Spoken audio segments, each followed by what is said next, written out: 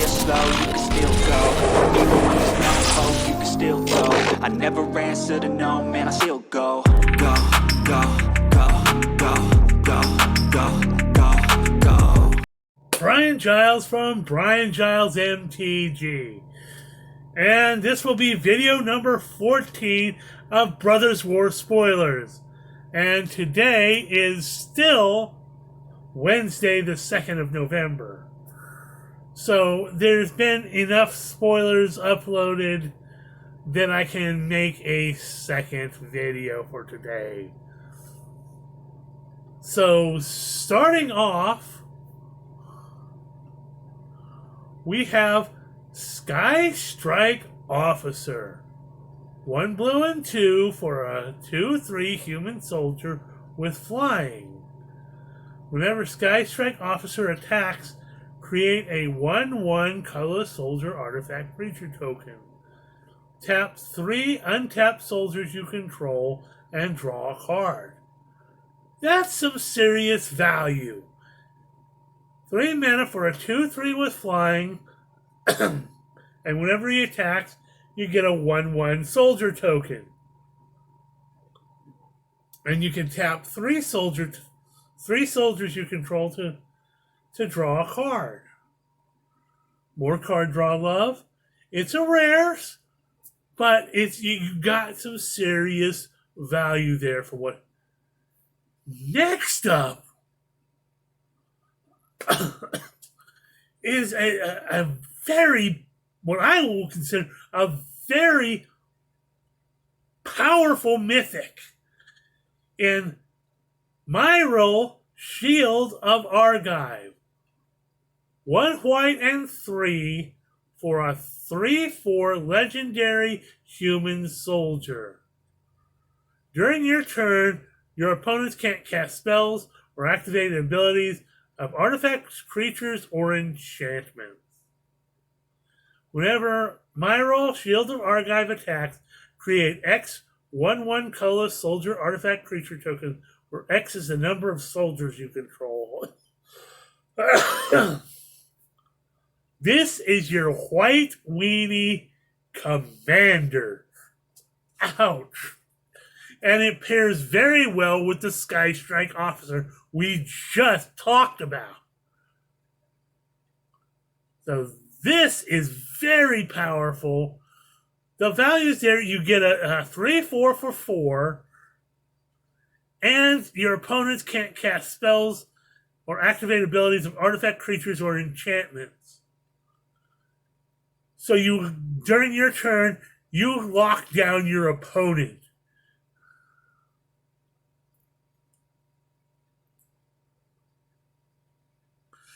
That is super, super dope. Who bloody ha. Next up, we have another creature that actually completes a cycle that was started with one of the dopest cards in this set, the Clay Champion.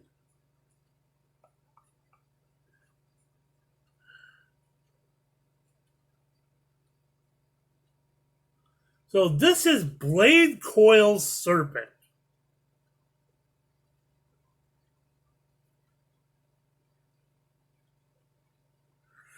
Six colorless mana and X colorless mana for a 5/4 artifact creature serpent. It's a mythic. When Blade Coil Serpent enters the battlefield, for each 2 blue spent to cast it, draw a card. When Blade Coil Serpent enters the battlefield, for each 2 black spent to cast it, each opponent discards a card. When Blade Coil Serpent enters the battlefield, for each 2 red spent to cast it, it gets +1, +0 against trample and haste until end of turn. This is a super useful, super versatile artifact creature. Yeah, it's 6, but you can pump more into it. And we talked about the Transmogrant Altar, about pumping out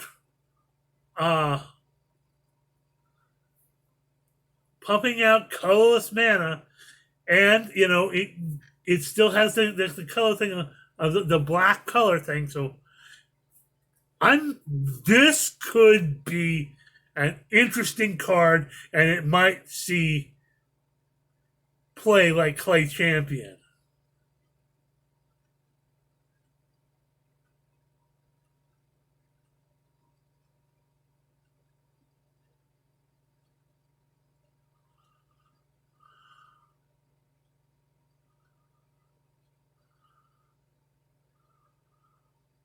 So next up, we have another mythic in Cityscape Leveler.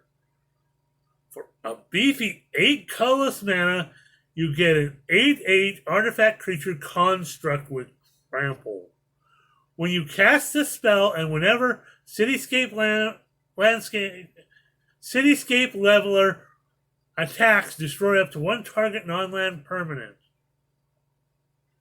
Its controller creates a tapped Power Stone token, and you can unearth it for 8 colorless mana. So this is a beefy thing, and whenever you cast it, and whenever it attacks, please excuse my yawning, you destroy a non-land permanent, and that's any non-land permanent.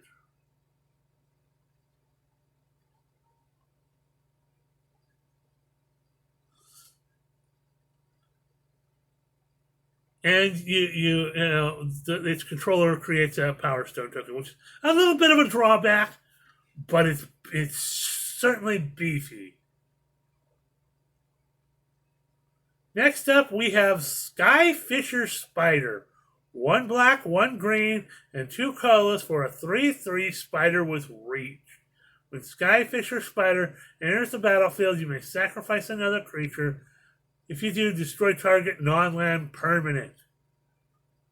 When Skyfisher Spider dies, you may gain 1 life for each creature card in your graveyard. If you do, exile Skyfisher Spider from your graveyard. That's interesting, and it goes along with this, this draft archetype that we've seen about black-green graveyard love.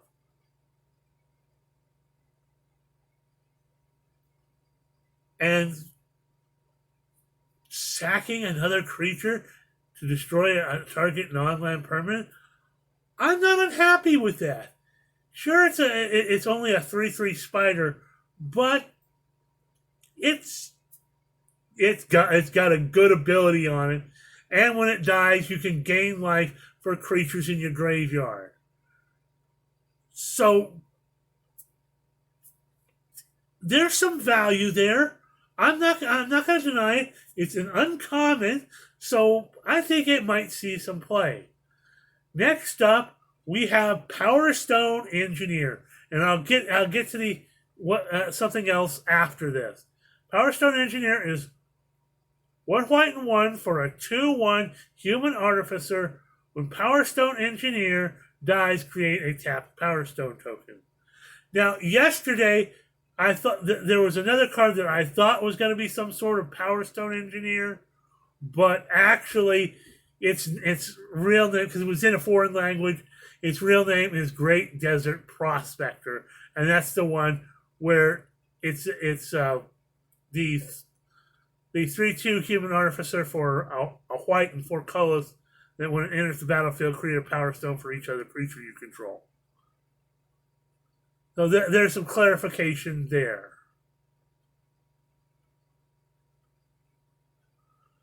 So next up is a card that has been spoiled online elsewhere, but we're going to go over it because I think it's a pretty powerful card in of itself. In Misery Shadow, 1 black and 1 for a 2/2 shade. If a creature an opponent controls will die, exile it instead. And pay 1 colorless mana. Misery Shadow gets +1/+1 until end of turn. So it's got a pumpable ability, and it causes your opponent's creatures to be exiled when they die.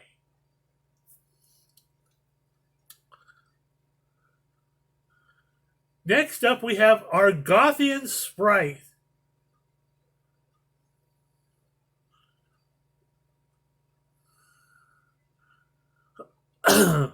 Excuse me.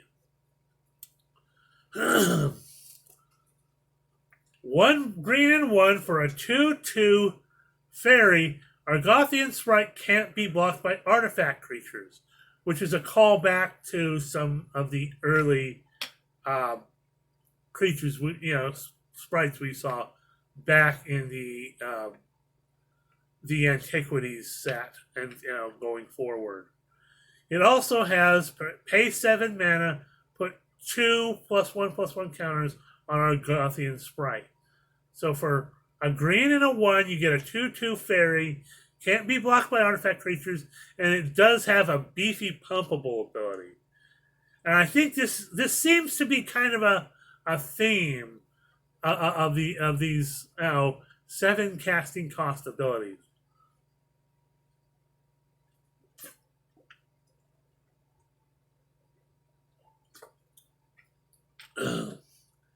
Sorry, I have to take a drink. Next up is Keeper of the Cadence.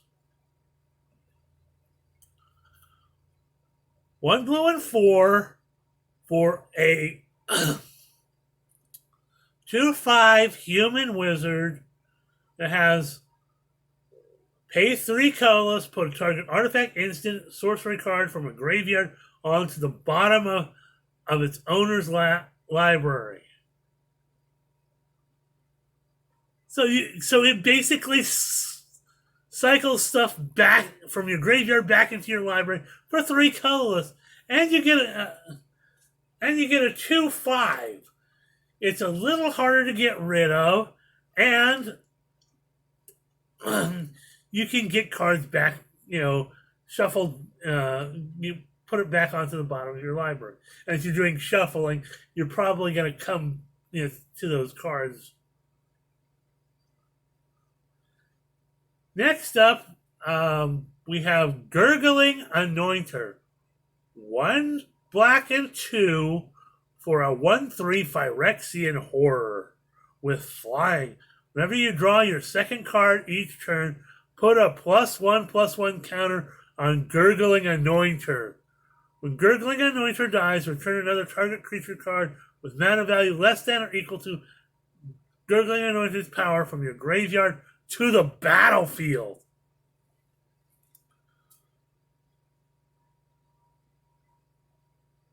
Now, I have been saying all along there's a card synergy with black and blue and card draw.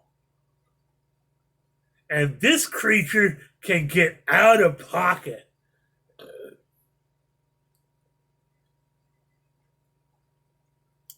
So, just as it is, it can bring back a 1/1, a mana value 1 creature.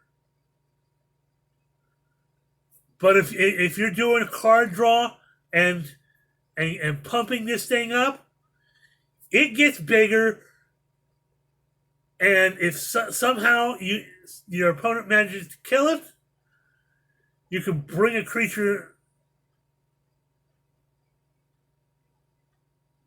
another creature back from the graveyard. So that's insane.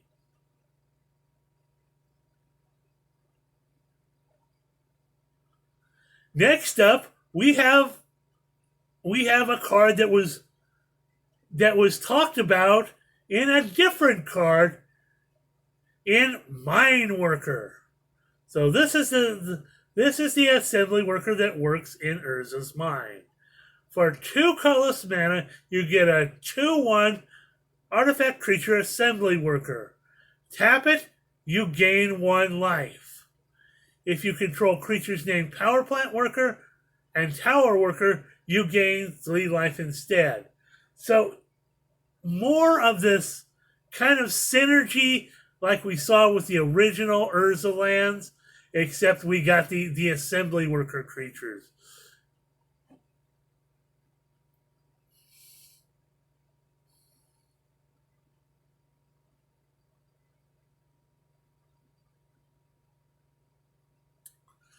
So this is a life gainer. It's cheap, it's small. You can gain 1 life, and if you got the rest of it, you can gain 3 life. So that's cool. I'm gonna make a quick check to see. I don't see any more cards. I think that's the last of them for today. Our video is at 15, almost 16 minutes. So we're going to say goodbye for now. We'll see you on the next video.